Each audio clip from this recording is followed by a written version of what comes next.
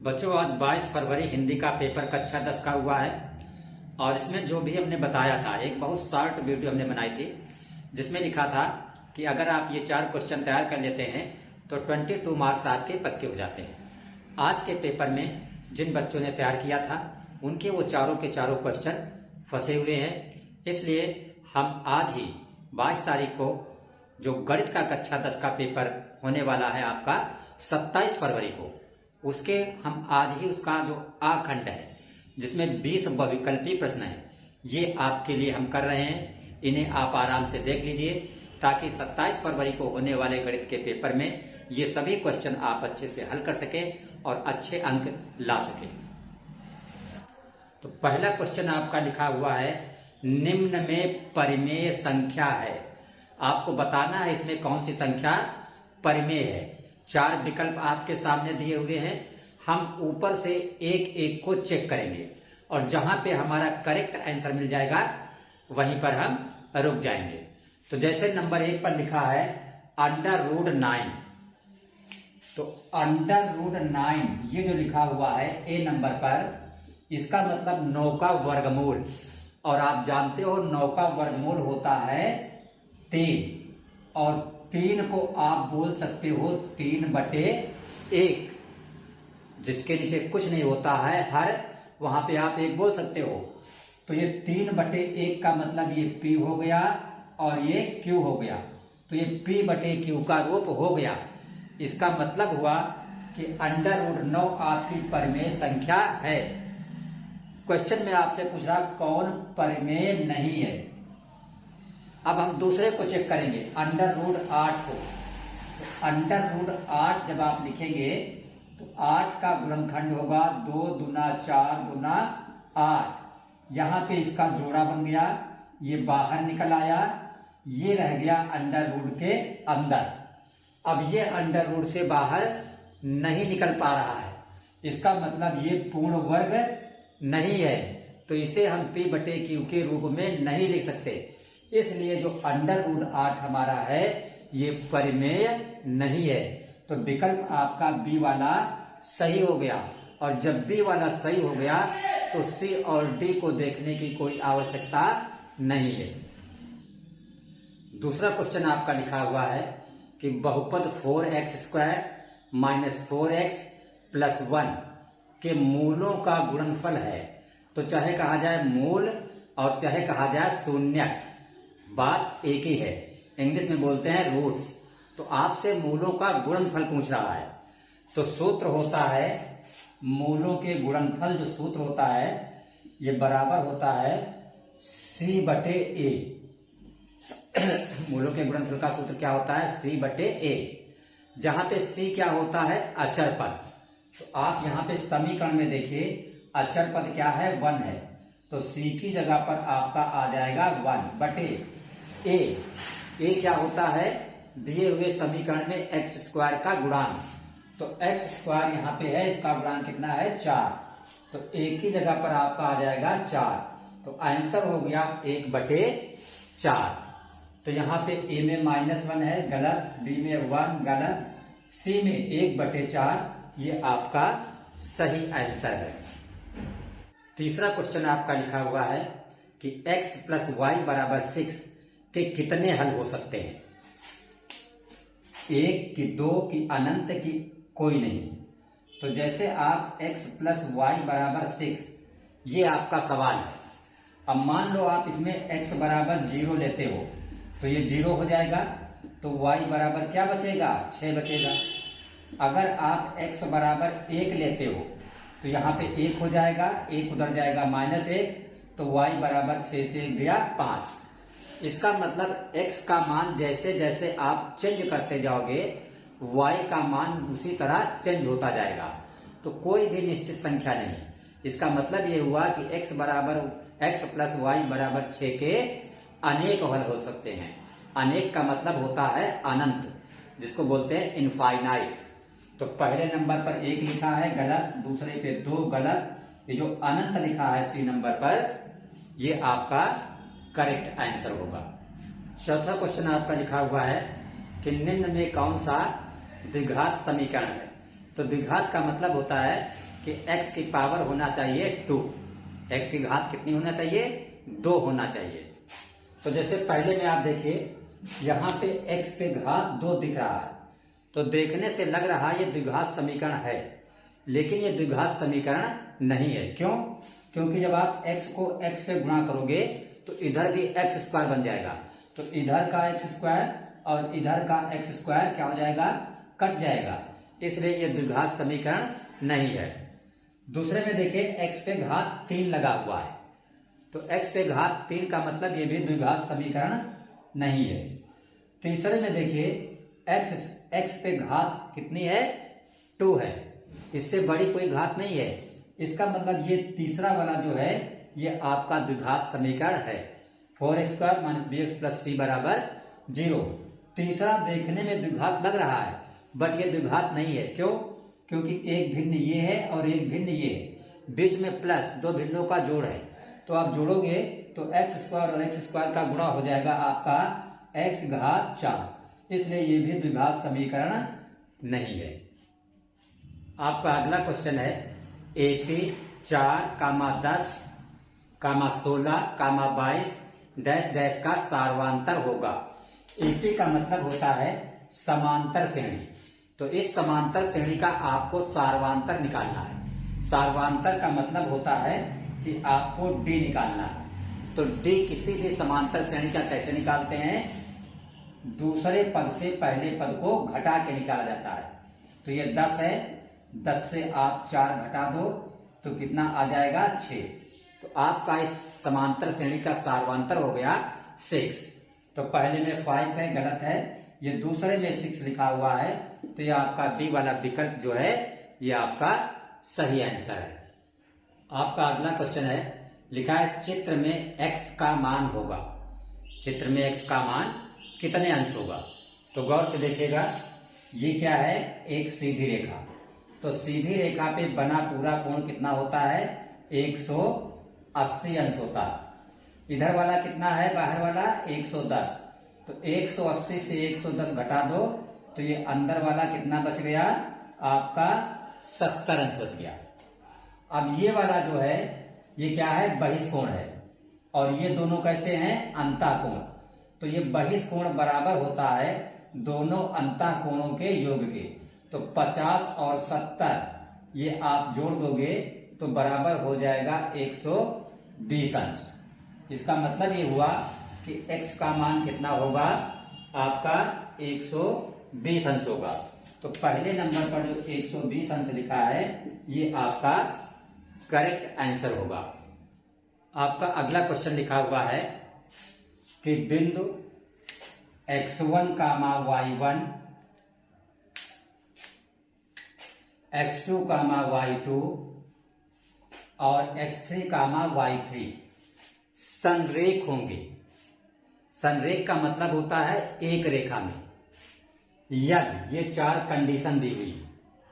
तो हमने आपको बताया है कि अगर त्रिभुज का क्षेत्रफल 0 है तो इसका मतलब होता है दिए हुए बिंदु संरेख हैं। तो यहां पे हम त्रिभुज के क्षेत्रफल को 0 के बराबर रखेंगे, और आप जानते हैं त्रिभुज के क्षेत्रफल का सूत्र होता है 1/2 x1 × y2 - y3 plus x2 × y3 - y1 plus x3 × y1 - y2।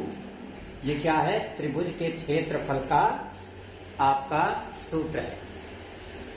और बिंदु संरेख कब होंगे एक रेखा में, जब त्रिभुज का क्षेत्रफल 0 होता है।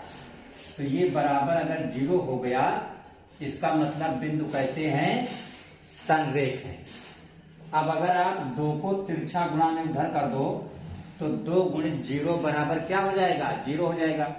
तो इधर आपका क्या बचेगा, इधर आपका बचेगा x1 y2 - y3 plus x2 y3 - y1 plus x3 y1 - y2 बराबर 2 का 0 में उधर गुणा हो गया तिरछा, तो क्या हो गया, 0।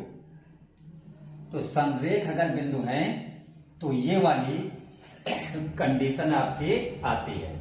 अब ये मैच किससे कर रही है? ये मैच कर रही है इससे जो आपका ए नंबर पर विकल्प लिखा हुआ है। तो ये वाला आंसर आपका करेक्ट है। अगला क्वेश्चन आपका लिखा हुआ है साइन 90 माइनस ए का मान है कॉस ए कि tan ए कि sec ए कि cos ए के। तो हमने आपको पढ़ाया जब भी 90 माइनस होता है तो रूल क्या होता है, ये आप देखिएगा।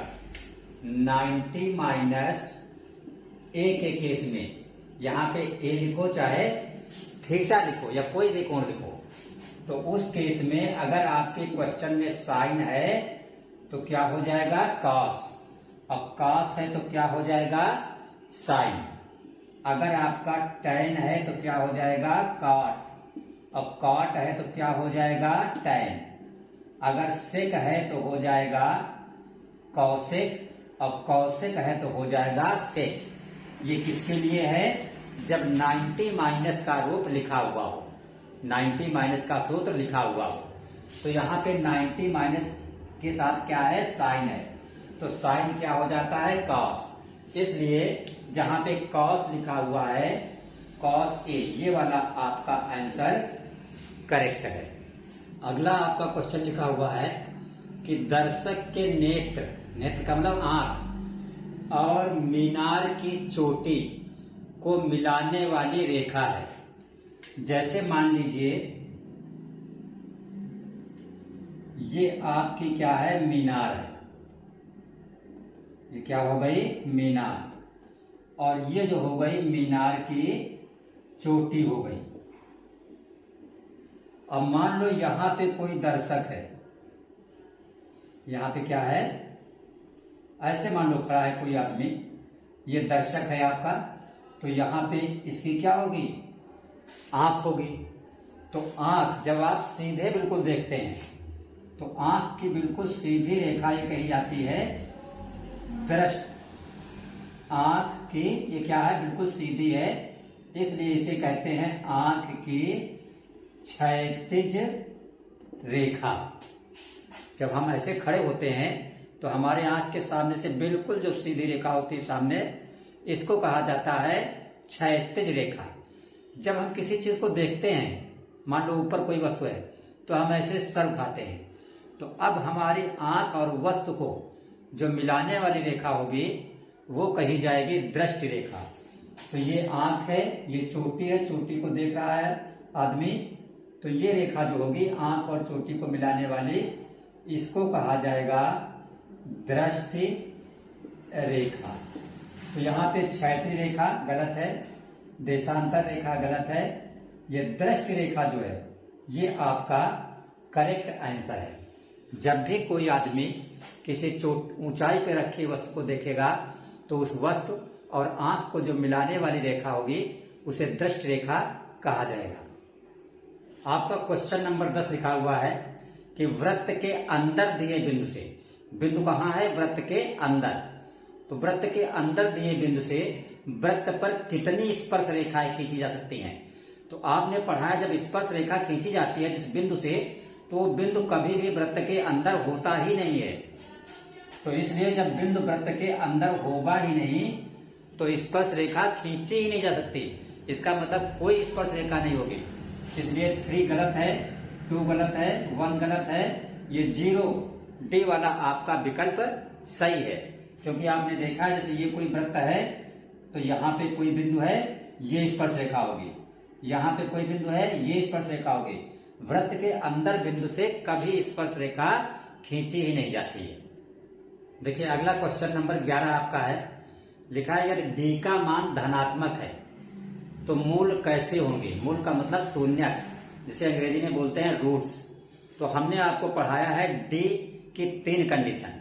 या तो डी निकलेगा आपका 0, तो जब डी 0 निकलता है तो मूल वास्तविक होते हैं और समान होते हैं। अगर डी 0 से बड़ा है, इसका मतलब 0 से बड़ा होने का मतलब धनात्मक, तो मूल होते हैं भिन्न भिन्न और वास्तविक। तो यहाँ डी का मान कैसा है धनात्मक है।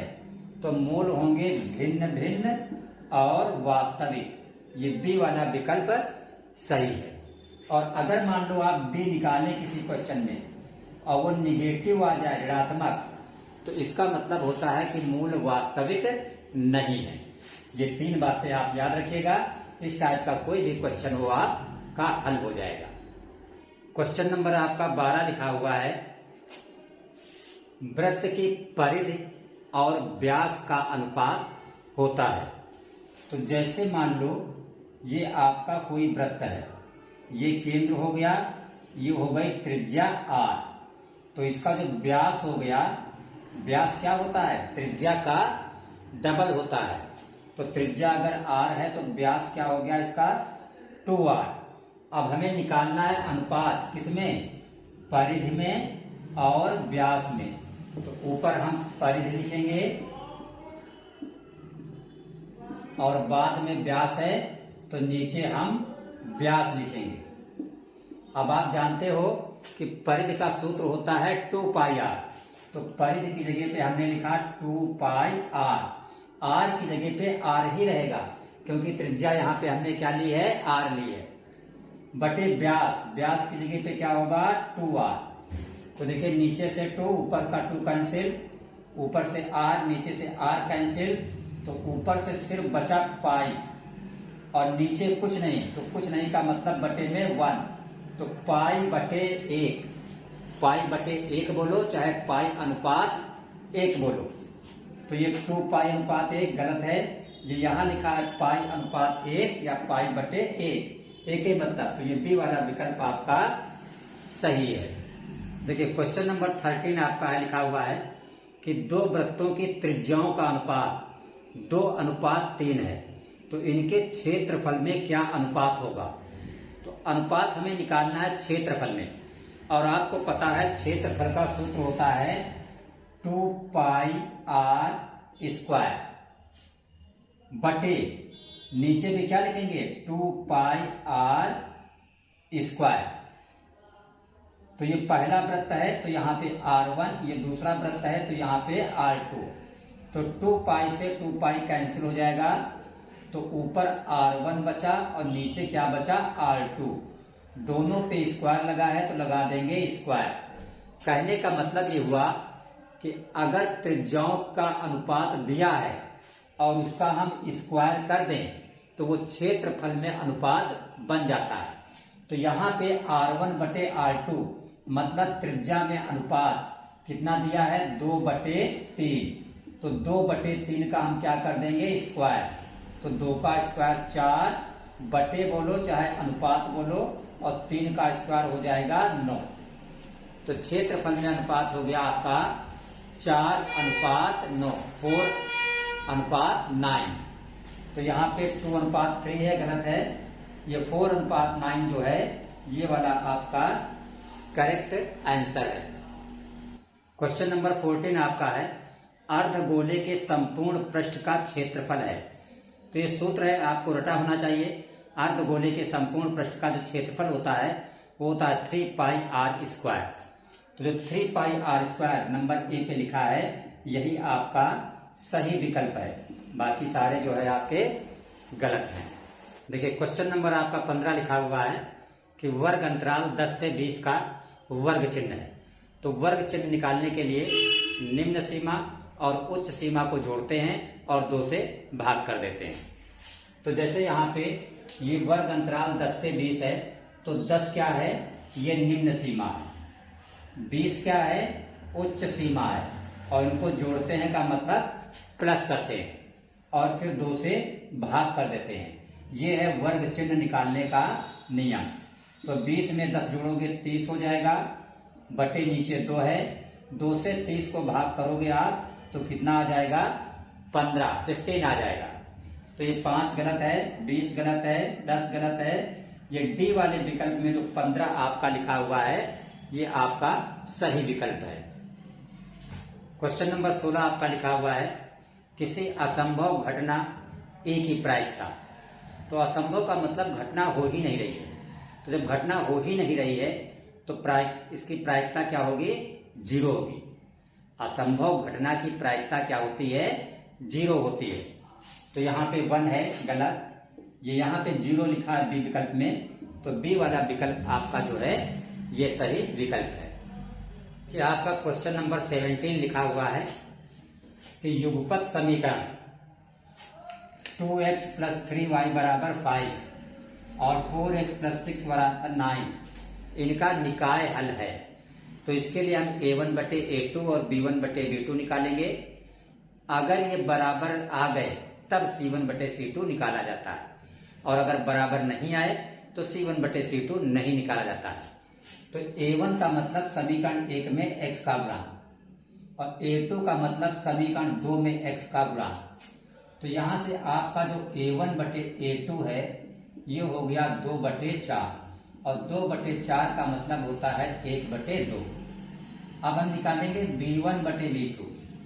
तो b1 क्या होता है, समीकरण 1 में y का गुणांक, बटे b2 क्या होता है, समीकरण 2 में y का गुणांक। तो ये हुआ 3/6, 3 1 कम 3, 3 दूना 6, ये भी हो गया 1/2।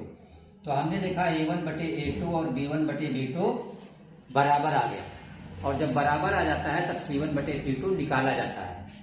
तो c1/c2 आपका है, ये c1 की जगह पे 5 है और c2 की जगह पर 9 है। तो हमने क्या देखा कि a1/a2 और b1/b2 ये तो बराबर है बट नॉट इक्वल c1/c2। और अगर ये कंडीशन आ जाती है तो समीकरण निकाय कैसा होता है, असंगत होता है। इसलिए जो यहाँ पे ए नंबर पे असंगत लिखा है ये आपका आंसर करेक्ट है। क्वेश्चन नंबर 18 आपका लिखा हुआ है कि कौन सबसे छोटी प्राकृत संख्या है। प्राकृत संख्या को नेचुरल नंबर भी बोला जाता है। प्राकृत संख्या को आप नेचुरल नंबर भी बोल सकते हैं या काउंटिंग नंबर भी बोल सकते हैं। तो काउंटिंग कहाँ शुरू होती है, 1 से शुरू होती है। इसका मतलब जो प्राकृत संख्याएं हैं वो 1 से शुरू होती हैं, 1 2 3 4 और कहाँ तक, इनफाइनाइट, अनंत तक। तो अगर आपसे पूछा जाए कि सबसे छोटी प्राकृतिक संख्या कौन सी है, प्राकृत संख्या, तो आप क्या बताओगे, 1। तो यहाँ पे ये 0 गलत है, -1 गलत है, ये सी में जो 1 लिखा है ये आपका करेक्ट आंसर है। इसी जगह पर अगर आपसे ये पूछा जाता कि बताइए सबसे बड़ी प्राकृत संख्या क्या है, तो सबसे बड़ी प्राकृत संख्या आप क्या लिखते, इनफाइनाइट, जिसको हिंदी में लिखते हैं अनंत या अपरिभाषित। तो सबसे बड़ी प्राकृत संख्या क्या है, अनंत बोलिए और चाहे अपरिभाषित बोल सकते हैं आप। क्वेश्चन नंबर 19 आपका लिखा हुआ है कि √12 का परिमेयीकरण गुणांक क्या है। √12 का परिमेयीकरण गुणांक क्या है। तो जैसे आपका ये लिखा हुआ है √12, तो 12 का अगर आप गुणनखंड करें 2 दूना 4 3 12, तो इसका पेयर बन गया, ये निकल आएगा बाहर। 3 का पेयर नहीं बना, ये रह जाएगा अंदर। तो जो वर्गमूल के अंदर रह जाता है वही परिमेयीकरण गुणांक कहा जाता है। तो यहाँ पे परिमेयीकरण गुणांक क्या है, √3। जो पहले विकल्प पे √3 लिखा है ये आपका करेक्ट आंसर है। आपका लास्ट क्वेश्चन नंबर 20 है, लिखा हुआ है 23/2³ × 5² का दशमलव प्रसार होगा, शांत होगा या अशांत होगा। एक जगह सिर्फ शांत लिखा है, बाकी तीनों लाइन में अशांत लिखा हुआ है। तो शांत और अशांत पहचानने का नियम ये है बिना भाग किए हुए कि अगर हर में, किसमें, हर में ये आपका 2 हो या 5 हो या 2 और 5 दोनों हो, हर में अगर आपका 2 हो मीन्स 2 हो या 5 हो या 2 और 5 दोनों हो तो वो शांत होता है। इसके अलावा 2 या 5 के अलावा अगर कोई दूसरी संख्या आ गई तो वो शांत नहीं होगा, अशांत हो जाएगा। तो यहां पे आप अपने क्वेश्चन में देखिए, नीचे जो हर है, हर में 2 है और 5 है, इसलिए क्या है, शांत है। तो ये पहला वाला जो शांत लिखा है, यही आपका करेक्ट ऑप्शन है। तो चैनल को सब्सक्राइब आप लोग अवश्य रखें, क्योंकि हर इंपॉर्टेंट वीडियोस हम आपके लिए बनाते हैं।